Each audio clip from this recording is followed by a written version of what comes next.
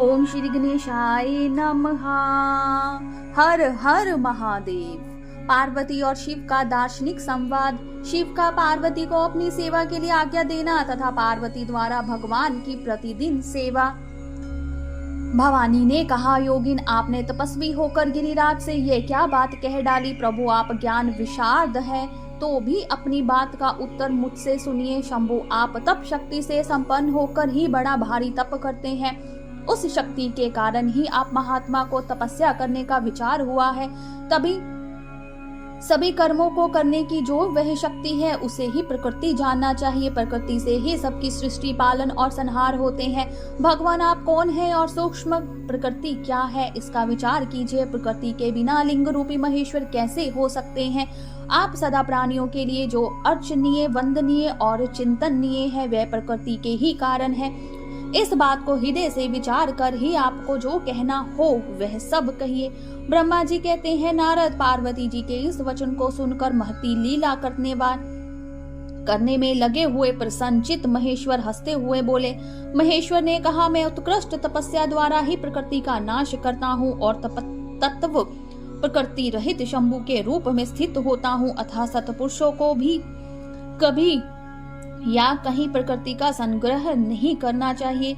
लोकाचार से दूर एवं निर्विकार रहना चाहिए। नारद, जब शंभु ने लौकिक व्यवहार के अनुसार यह बात कही, तब काली मन ही मन हंसकर मधुरवाणी में बोली। काली ने कहा, कल्याणकारी प्रभु, योगिन, आपने जो बात कही है, क्या वह वाणी प्रकृति नहीं है? फिर आप उससे परे क्यों नहीं हो गए? क्यों प्रकृति का सहारा लेकर बोलने लगे? इस सब बातों को विचार करके तात्विक दृष्टि से जो यथार्थ बात हो उसी को कहना चाहिए। यह सब कुछ सदा प्रकृति से बंधा हुआ है, इसीलिए आपको ना तो बोलना चाहिए और ना कुछ करना ही चाहिए, क्योंकि कहना और करना सब व्यवहार पर प्राकृत ही है। आप अपनी बुद्धि से इसको समझिए। आप जो कुछ सुनते, खाते, देखते और करते हैं, वह सब प्रकृति का ही कार्य है। झूठे वाद विवाद करना व्यर्था है। प्रभु शंभु, यदि आप प्रकृति से परे हैं तो इस समय इस हिमावन पर्वत पर आप तपस्या किस लिए करते हैं? हर प्रकृति ने आपको निगल लिया है, अथवा आप अपने स्वरूप को नहीं जानते। ईर्ष, आप यदि अपने स्वरूप को जानते हैं तो किस लिए तप करते हैं? योगिन, मुझे आपके साथ वाद विवाद करने की क्या आवश्यकता है? प्रत्यक्ष प्रमाण उपलब्ध होने पर विद्वान पुरुष अनुमान प्रमाण को नहीं मानते। जो कुछ प्राणियों की इंद्रियों का विषय होता है, वे सब ज्ञानी पुरुषों को बुद्धि से विचार कर प्राकृत ही मानना चाहिए। योगेश्वर, बहुत कहने से क्या लाभ? मेरी उत्तम बात सुनिए। मैं प्रकृति हूँ, आप पुरुष हैं, यह सत्य है, सत्य है, इसमें संशय नहीं है। मेरे अनुग्रह से ही आप सगुण और साकार माने गए हैं। मेरे बिना तो आप वीर ही हैं, कुछ भी नहीं कर सकते। आप जितेंद्रिय होने पर भी प्रकृति के अधीन हो सदा नाना प्रकार के कर्म करते रहते हैं। फिर निर्विकार कैसे हैं और मुझसे लिप्त कैसे नहीं? शंकर, यदि आप प्रकृति से परे हैं और यदि आपका यह कथन सत्य है, तो आपको मेरे समीप रहने पर भी डरना नहीं चाहिए। ब्रह्मा जी कहते हैं, पार्वती का यह सांख्य शास्त्र के अनुसार कहा हुआ वचन सुनकर भगवान शिव वेदांत मत में स्थित हो उनसे यूं बोले। श्री शिव ने कहा, सुंदर भाषण करने वाली गिरिजे, यदि तुम सांख्य मत को धारण करके ऐसी बात कहती हो तो प्रतिदिन मेरी सेवा करो, परंतु वह सेवा शास्त्र निषिद्ध नहीं होनी चाहिए। गिरिजा से ऐसा कहकर भक्तों पर अनुग्रह कर और उनका मनोरंजन करने वाले भगवान शिव हिमावन से बोले। शिव ने कहा, गिरिराज, मैं यही तुम्हारे अत्यंत रमणीय श्रेष्ठ शिखर की भूमि पर उत्तम तपस्या तथा अपने आनंदमय परमार्थ स्वरूप का विचार करता हुआ विचरूंगा। पर्वतराज, आप मुझे यहाँ तपस्या करने की अनुमति दें। आपकी अनुज्ञा के बिना कोई तप नहीं किया जा सकता। देवादिदेव शूलधारी भगवान शिव का यह कथन सुनकर हिमावन ने उन्हें प्रणाम करके कहा, महादेव, देवता, असुर और मनुष्य सहित संपूर्ण जगत तो आपका ही है। मैं तुष्ट होकर आपसे क्या कहूँ? ब्रह्मा जी कहते हैं, नारद, गिरिराज हिमावन के ऐसा कहने पर लोक कल्याणकारी भगवान शंकर हंस पड़े और आदर पूर्वक उनसे बोले, अब तुम जाओ। शंकर की आज्ञा पाकर हिमावन अपने घर लौट गए। वे गिरिजा के साथ प्रतिदिन उनके दर्शन के लिए आते थे। काली अपने पिता के बिना भी दोनों सखियों के साथ नित्य शंकर जी के पास जाती और भक्ति पूर्वक उनकी सेवा में लगी रहती।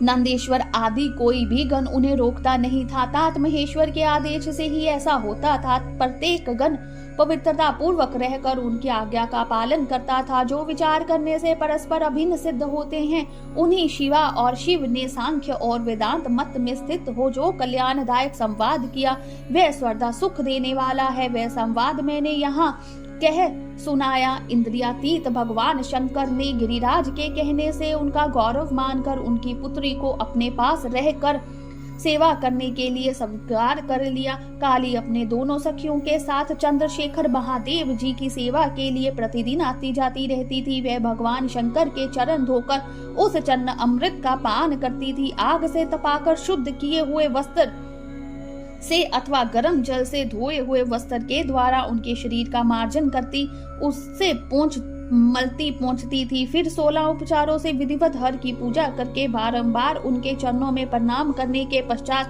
प्रतिदिन पिता के घर लौट जाती रही। मुनि श्रेष्ठ, इस प्रकार ध्यान परायण शंकर की सेवा में लगी हुई शिवा का महान समय व्यतीत हो गया तो भी वह अपनी इंद्रियों को संयम में रखकर पूर्ववत उनकी सेवा करती रही। महादेव जी ने जब फिर उन्हें अपनी सेवा में नित्य तत्पर देखा तब वे दया से द्रवित हो उठे और इस प्रकार विचार करने लगे, यह काली जब पर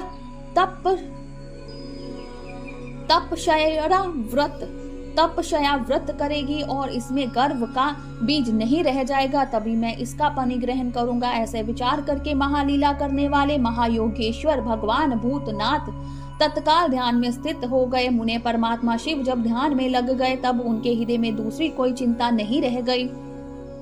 काली प्रतिदिन महात्मा शिव के रूप का निरंतर चिंतन करती हुई उत्तम भक्ति भाव से उनकी सेवा में लगी रही। ध्यान परायण भगवान हर शुद्ध भाव से वहां रहती हुई काली को नित्य देखते थे, फिर भी पूर्व चिंता को भुलाकर उन्हें देखते हुए भी नहीं देखते थे।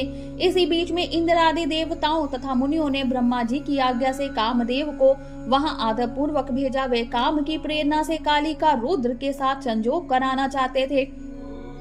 उनके ऐसा करने में कारण यह था कि महाप्रक्रमी तारकासुर से वे बहुत पीड़ित थे और शंकर जी से किसी महान बलवान पुत्र की उत्पत्ति चाहते थे। कामदेव ने वहां पहुंचकर अपने सब उपायों का प्रयोग किया परंतु महादेव जी के मन में तनिक भी शोभ नहीं हुआ। उल्टे उन्होंने कामदेव को जलाकर भस्म कर दिया। मुने तब सती पार्वती ने भी गर्भ रहित हो उनकी आज्ञा से बहुत बड़ी तपस्या करके शिव को पति रूप में प्राप्त किया। फिर वे पार्वती और परमेश्वर परस्पर अत्यंत प्रेम से और प्रसन्नता पूर्वक रहने लगे। उन दोनों ने परोपकार में तत्पर रहकर देवताओं का महान कार्य सिद्ध किया। बोलिए शंकर भगवान की जय, उमापति महादेव की जय। हर हर महादेव।